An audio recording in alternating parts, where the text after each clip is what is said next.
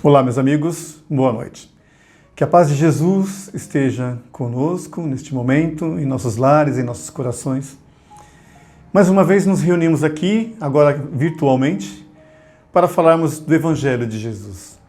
Hoje falaremos sobre o capítulo 11 do Evangelho segundo o Espiritismo, amar ao próximo. Amar ao próximo, esse sentimento que está tão necessário hoje em dia, não é? Que vamos meditar muito a respeito disso agora. Sabemos que somos filhos de um Pai amoroso, um Pai que é amor infinito. Ele não nos faz distinção alguma. Ele nos ama incondicionalmente. Para Ele, tanto faz nosso credo, nossa raça, nossa ideologia, enfim, nosso gênero. Para Ele, nada disso importa. Ele simplesmente nos ama. Deus nos criou para que possamos ser felizes, para que busquemos essa felicidade e nos dá todas as condições para que essa felicidade um dia seja alcançada por nós, através do nosso empenho, do nosso esforço, do nosso burilamento, da nossa reforma íntima. Mas este amor infinito, este amor universal, este amor sem condição alguma, deveria ser a nossa meta. Porque a forma que amamos, ela ainda é um pouco equivocada. A gente ainda está numa situação de que o nosso amor é para satisfazer o nosso ego. Enfim, vamos meditar um pouquinho a respeito disso. Por exemplo, muitas vezes existem pais e mães que têm que trabalhar fora e acabam sentindo uma certa culpa pela ausência no lar, por não acompanhar tão de perto o crescimento e desenvolvimento de seus filhos, e acabam fazendo uma compensação, dando tudo de material, de presentes para essa criatura, porque ela deseja que essa criatura a ame. Ela tem medo de que o filho não a ame, se ela não atender a esses pedidos, a essas solicitações de seus filhos. Muitas vezes, pais e mães, por exemplo, compram o telefone de última geração para o seu filho. Aquele telefone, aquele equipamento que custa mais do que o salário dela no mês, mas ela faz em suaves 30 prestações, porque senão ela não vai atender ao filho e o filho... O que o filho vai pensar dela? Ela vai achar que ela não o ama, que o pai não o ama, que a mãe não o ama, né? E aí estamos criando seres que no futuro não saberão receber não da vida. E a gente sabe que a vida, ela nos dá muitos nãos. Constantemente recebemos nãos. E nós temos que ter o equilíbrio necessário para lidar com essas situações. Na verdade, se nós não soubermos lidar com essas situações, aí vem a frustração, vem os sentimentos complexos, e aí aquele adulto se torna infeliz porque não sabe lidar com as frustrações da vida. Existem também aquelas relações em que o outro é um objeto. Um objeto no sentido de que assim, ele me pertence, é meu marido, é meu namorado, é meu esposo, é meu filho. Nós esquecemos que somos espíritos, que somos livres, que somos imortais e que a condição de filho, de pai, de esposo, enfim, é uma condição temporária e que é necessária neste planeta. Nós sabemos que muitas vezes quem hoje é nosso filho foi nosso pai ou nossa mãe, enfim. E essa relação de posse é uma relação muito negativa. Muitas vezes acontece daquele filho, daquele esposo, deixar o ambiente doméstico, seguir outro caminho, aí essa criatura, infelizmente, não consegue dar prosseguimento à vida, porque tudo para ela era o outro. A gente é muito bom em fazer nisso, não é? Depositar nosso bem-estar, a nossa felicidade na mão do outro, no outro. Eu sou feliz porque você está comigo.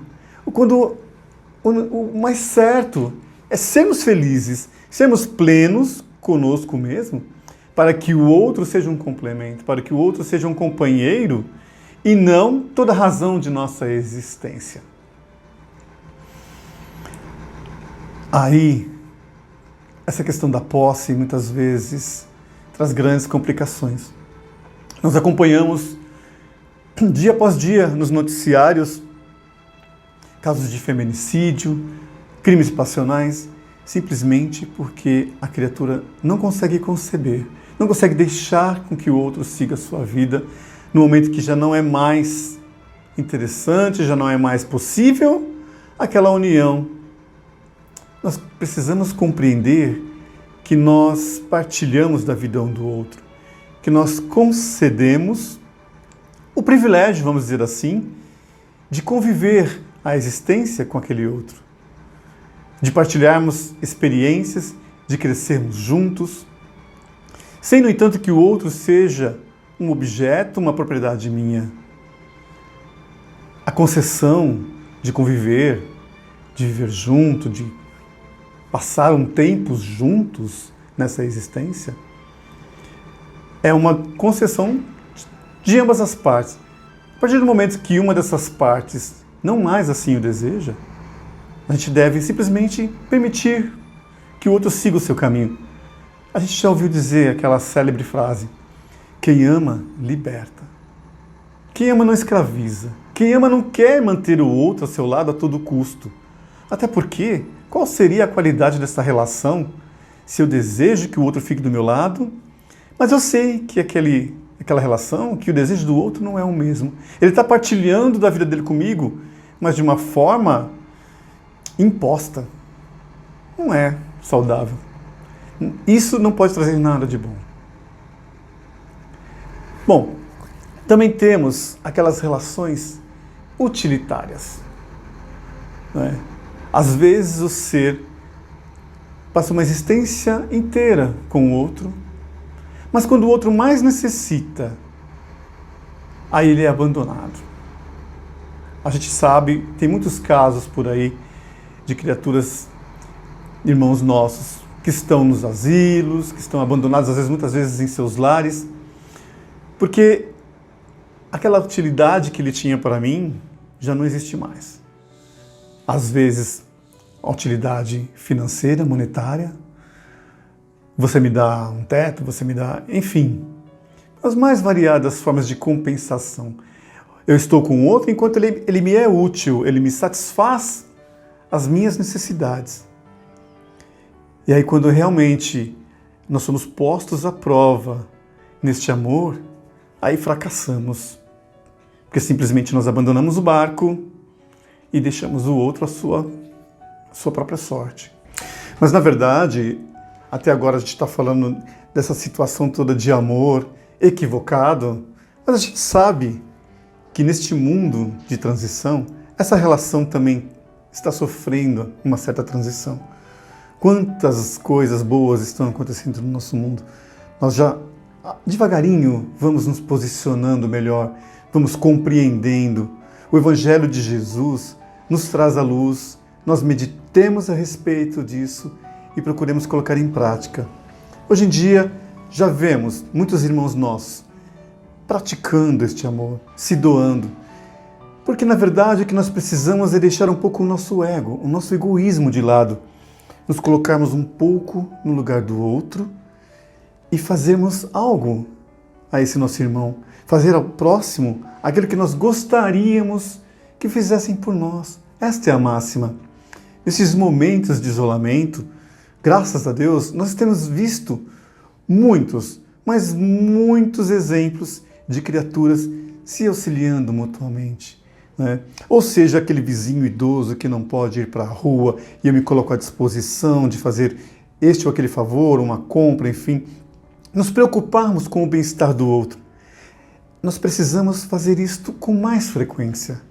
Eu acredito que, assim como todos nós, muita gente acredita, que este momento em especial é um momento de transformação. É um momento em que nós devemos raciocinar, meditar no que isso tudo implica. É um momento em que nós precisamos deixar de lado o nosso orgulho, nossa vaidade, o nosso egoísmo e colocar em prática a caridade, que nada mais é do que o amor em exercício. Nós vemos também que as relações familiares, elas também estão sofrendo transformações. Vemos famílias das mais variadas vivendo em harmonia, ou com 2 pais, com 2 mães, enfim, e que a sociedade passa a respeitar, a tolerar inicialmente, mas a respeitar, porque é o respeito que nós necessitamos. A tolerância pressupõe algo tipo, tá, tudo bem, eu te aceito, eu tolero, mas nós temos que respeitar e compreender e entender que somos todos irmãos e que essa fraternidade, que essa unidade, ela é muito necessária. E que o que hoje atinge ao meu vizinho chegará a mim invariavelmente. Ninguém pode ser feliz sozinho. O exemplo de Bezerra de Menezes nos fala alto ao coração. Esse espírito magnânimo, ao desencarnar, após tanto o que fez na Terra, foi convidado a ir para orbes mais elevados devido à sua condição de espírito abnegado, espírito elevado. Este nosso irmão simplesmente, o que ele falou? Ele simplesmente pediu para continuar auxiliando os irmãos da Terra, porque ele disse que enquanto um irmão na Terra estivesse sofrendo, estivesse em sofrimento, ali ele queria estar auxiliando. Este é o sentimento. Nós precisamos compreender que o que afeta o outro nos afeta. Ninguém vive isolado. Uma sociedade em que eu ergo muros em torno de mim, tentando ignorar o que acontece no entorno, esse muro não vai resistir muito tempo. Então, o certo é a fraternidade, a união, o entendimento, o amor ao próximo. Esse sim. E nós temos muitos exemplos, além de Bezerra de Menezes, Madre Teresa de Calcutá, Gandhi, Jesus, o exemplo maior, nosso exemplo maior de amor. E Jesus, esse nosso mestre, nosso exemplo invariável, não só pregava o amor, mas em todas as suas ações, em todos os momentos, este amor era exemplificado. Existe no Evangelho uma passagem que eu acho muito bonita, muito interessante, que fala sobre o amor. A primeira epístola de Paulo aos Coríntios, que fala mais ou menos assim: ainda que eu falasse a língua dos homens e a língua dos anjos, sem amor, eu nada seria. Ou então, podemos dizer da seguinte maneira: mesmo que eu tenha uma posição, uma condição social elevada, mesmo que eu me ache importante ou seja importante na humanidade, pelos bens que possuo, pela minha importância social, política, enfim, se eu não tiver o amor, nada disso me serve. É tudo muito transitório. O amor é a força divina que chega até o coração mais endurecido. Até aquele irmão que hoje nós julgamos ser um condenado, um malfeitor, dentro de si existe a centelha divina do amor. Até a criatura mais dura ama alguém, ama alguma coisa, ama um animal, mas existe o amor. A gente tem que vibrar este amor de forma incondicional, porque o amor é uma força tão transformadora que chega ao coração daquele mais endurecido. É como a água que vai tocando uma pedra, uma rocha, e essa rocha vai se moldando, até que chega um momento que essa água encontra como passar por esta rocha. Nós devemos ser persistentes no amor, ainda que aquela criatura que nós temos que vibrar o amor, que nós temos que amar, esteja refratário a esse nosso amor. Devemos persistir, ainda que em pensamento, ainda que em vibrações, porque chegará um momento que ela vai baixar a guarda e esse amor vai chegar nela. Nós sabemos que ainda temos um caminho longo a percorrer, que não somos perfeitos, mas somos perfectíveis. Deus reuniu em nós todas as condições para isso. Este amor que está em nossos corações, que está em nossos espíritos, deve ser irradiado Nós devemos vibrar este amor. Nós devemos nos tornarmos luz onde quer que estejamos. Para isso, mudemos a nossa condição mental. Sejamos mais positivos. Aproveitemos este momento tão delicado, tão especial ao mesmo tempo, para nos renovarmos. Que este momento seja um momento de transição dos nossos espíritos, para que possamos compreender a necessidade que temos de nos amar uns aos outros. Como diz a máxima, amar a Deus sobre todas as coisas e ao próximo como a si mesmo. Amemo-nos e amemos ao nosso próximo como nós nos amamos. Que a paz de Jesus possa estar com todos, agora e sempre. Que assim seja.